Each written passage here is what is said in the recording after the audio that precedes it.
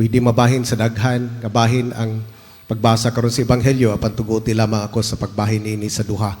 Alang sa tuwang pamalandong, sa akong pagpaambit karon. Una, mahitungod sa pagpakita ni Jesus iyang kaugalingon ngadto sa iyang mga tinunan, human siya pagkabanhaw. Kaduhang bahin, mao ang ilahang panag-istoryahanay o dialogue ni San Pedro o sa atong Ginoong Jesucristo. Una, mao ang iyahang pagpakita sa iyang kaugalingon ngadto sa iyang mga tinunan. Nahitabo kini dito sa lanaw sa Tiberias.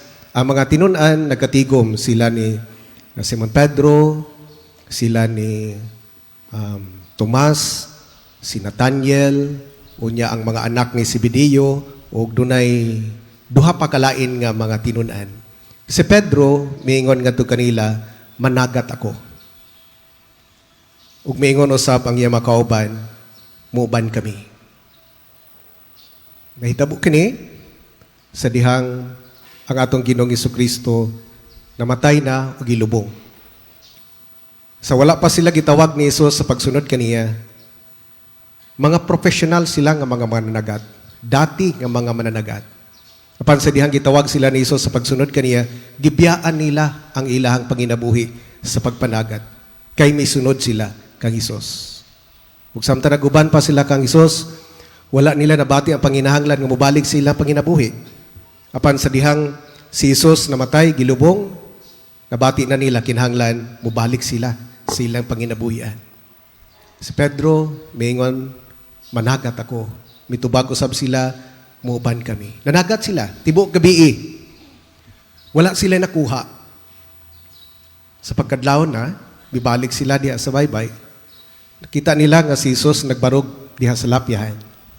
Nga nangutana, nga nagingon, mga higala, nakakuha ba kamo? Sila mitubag, wala gayon. Si Jesus mingon, itaktak inyong mga pukot sa tuong dapit sa sakayan, ug pagkakuha kamo.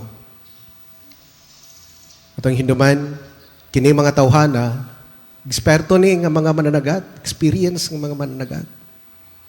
Kahibalo sila, asa ang tama nga oras, asa ang tama nga lugar, ug unsa ang tama nga oras sa pagpanagat. Dili sa adlaw, kun dili sa gabi, ug dili diha sa daplin, kun dili didto sa lawod. Apan gituman nila ang gisulti ni Jesus, gitaktak nila ang ilang mga pukot sa tuong dapit sa sakayan, ug nasorpresa sila. Daghan kaayo sila nakuha. Halos na gani, dili sila makadaog sa pagbira sa kadaghan sa isda nga ilang nakuha. Sa ilang pagpaningkamot nga sila, wala sila nakuha. Pansadihang gituman nilang gisulti ni Jesus, nakakuha silang daghan. Ugalang sa mga tinunan, kining tanan, tungod kay si Jesus, naguban kanila. Sa ilang kaugalingong paningkamot, wala sila nakuha. Bisan sa tungang gabi, diha sa mangit-ngit, wala sila nakuha.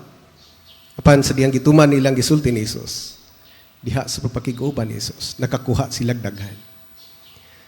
Makaigsunan, alang ka nato, atong hinduman, bisan unsa nato pagpaningkamot, tawhanon nga paningkamot, wala kitay mahimo kung wala ang Ginoo. Magbabungahon ang atong pagpaningkamot kung uban ka nato ang Ginoo. Ang atong Ginoong Jesucristo diya sa Ebanghelyo ni San Juan, mingon siya, I am the vine and you are the branches. Siya ang punuan, kita mga sanga. Said kita nga ang sanga, kung ma-disconnect kini sa punuan, wala gyud kini mahimo. Dili mabunga, malaya lang ug mamatay. Usa kini ang isa sa mga pagtulunan nga atong makutlo diha sa Ebanghelyo karon. Diha sa atong pagpaningkamot sa panginabuhi, atong hinduman, kung kita lang, wala kitay bahimo. Apan uban sa panabang sa Ginoo, sa grasya sa Ginoo, sa pagsampit kaniya, mangko nato ang atuang gipaningkamutan. Magbunga ang atuang gipaningkamutan. Diha sa kasinatian sa mga tinunan, ngit-ngit, gabi, wala sila nakuha silang pagpaningkamot alang silang kaugalingon. Kung ato usab nga pamalandungan sa atong panahon karon, dining panahon sa kumpanya, aduna say nagkangit-ngit nga pamaagi diha sa pamulitika. Adunay pagpalit o pagbayad sa buto, sa dagway sa pagpanghatag. Vote buying in the guise of charity. Adunay madunggan nga pagpanghulga, pagpanghadlok. Gibayaran naman, nahataga naman. Murag wala na'y kagawasan. Aduna say mga pagpangdaot nga daghan usab dili na political nga issue, kundi personal na kaayo nga mga pagpangdaot. Apa nato hinduman ang mga tinunan diha sa ngit-ngit nga kahimtang sa gabion. Wala nagmabungahon ang ilang paningkamot. Diha usab sa itong pagpaningkamot. Kinahanglan nga maminaw kita kanunay sa pulong sa Ginoo ug mosunod sa iyang pagtulunan. Kini ang gibuhat sa mga tinunan. Naminaw sila sa atong Ginoo, gituman nila ang gisulti ni Jesus, mabungahon ang ilang paningkamot, nagkakuha sila og daghan. Sa mga sab kinaduga nga pamalandong. Kinahanglan kanunay ang Ginoo diha sa atong kinabuhi, sa atong pagpaningkamot. Ang pagpamati kanunay sa Ginoo, pagsunod siyang kabubuton aron magmabungahon kita. Maangkon man nato ang atong gusto sa dili maayo nga pamaagi, apan dili gyapon kini mulong ta dili magdugay. Tungod kay walay grasya panalangin sa Ginoo. Apan kung kita kanunay namati sa pulong sa Dios, nagsunod kanunay sa iyang mga kabubuton, nakikiusa kanunay diha sa punuan, kita nga mga sanga makaangkon gayud og bunga. Kaduha nga bahin sa Banghelyo, mao ang panag-istoryahanay o dialogue sa atong Ginoong Jesucristo ug si Simon Pedro. Ang atong Ginoong Jesucristo miingon kang Simon Pedro, Simon anak ni Juan, gihigugma mo ba ako labaw sa imong paghigugma sa uban? Si Pedro miingon, oo Ginoo, nasayod ka nga gihigugma ko ikaw. Si Jesus miingon kaniya, atiman na ang akong mga nating karnero. Unya mingon na sab si Jesus kaniya, Simon anak ni Juan, gihigugma mo ba ako? Si Simon mitubag pag-usab, oo Ginoo, nasayod ka nga gihigugma ko ikaw. Si Jesus mingon kaniya, atiman na ang akong mga karnero. Ug sa ikatulong nga higayon nga nangutana si Jesus, Simon anak ni Juan, gihigugma mo ba ako? Nasubo si Pedro tungod kay katulo na siya gipangutana. Balik-balik nga pangutana. Apan sa maong ikatulong nga pangutana, nagdala kini kang Pedro sa pag-amgo sa iyang kasalanan ngadto kang Hesus. Nanaad siya nga dili gayud mo biya kang Hesus bisan pagpatyon siya. Apan sa dihang gidakop si Hesus, nanagan sila nagkatibulag, nanago nga si dihang nainungutana kang Pedro kung kauban ba niya si Hesus, mingon siya dili oy. Katulo niya gilimod si Hesus. Hangtod ganito tugaw kang manok. Hinumdum siya, ginan siya na Jesus, sa dili pagani mo tugtugaw kang manok, ilimod mo na ako sa makatulo. Ug sa iyang pag-amgo niini, mapabsanon ka siya maingon, oo, nasayod ka, nga gihigugma ko ikaw. Si Jesus maingon, atiman na ang akong mga karnero. Tungod sa gugma, tungod sa pagkamaluloyon sa atong Ginoo, gihatagan niya chance sa Pedro nga makabawi sa iyang kasalanan.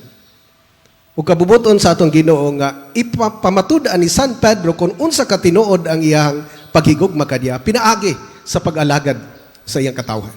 Nga mo iyang giingon, ang akong mga karnero, ang iyang katawhan. Ug atong hinduman, napamatud-an ni San Pedro ang atong pinakauna nga Santo Papa, ang iyang gugma ngadto sa atong Ginoong Jesucristo. Pinaagi sa pag-atiman sa katawan sa Dios. Ang simbahan.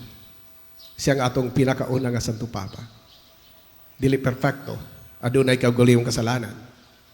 Apan, gihatagan sa Ginoo higayon nga makabawi siyang kasalanan.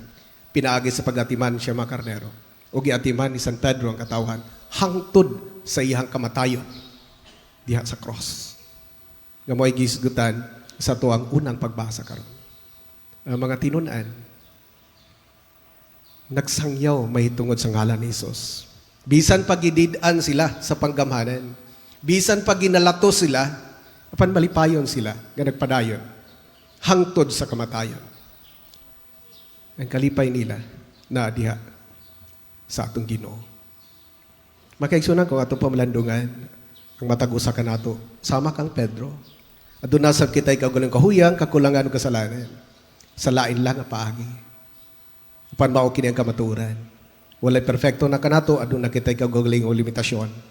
Apan ang atong Ginoo, puno sa gugma. Andam sa pagpasaylo. Kay ang atong Ginoo, maluluyon.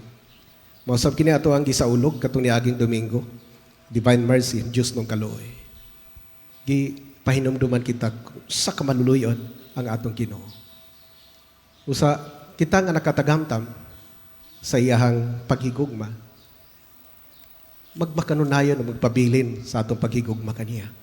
Ug ang atong gugma ngadto kaniya, ipadayag nato dili lang sa pulong, dili lang sa pagsimba, kundi sa pag-atiman sa uban. Sama sa gisulti sa atong Ginoong Jesucristo ngadto kang San Pedro, atiman na ang akong makarnero.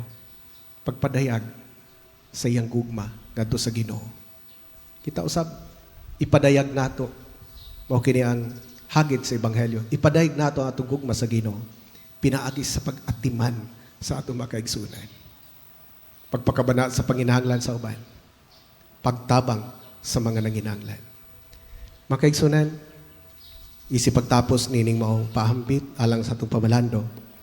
Atong hinduman binayaan sa atong tawhanon nga paningkamot wala kitay mahimo kung wala ang Ginoo. Ang Ginoo mo ay tuburan sa tanang grasya at panalangin atong gikinahanglan. Busa ang atong pagpaningkamot kinahanglan, ato gayon nga iuban ang atong Ginoo. Dili man kita mga perfecto, doon nakita'y kagulang kahuyang, kakulangan ko salanan na patutinduman, atong Ginoo kanunay naghatag ka natong kahigayunan. Kahigayunan nga makabawi kita sa atong makasalanan.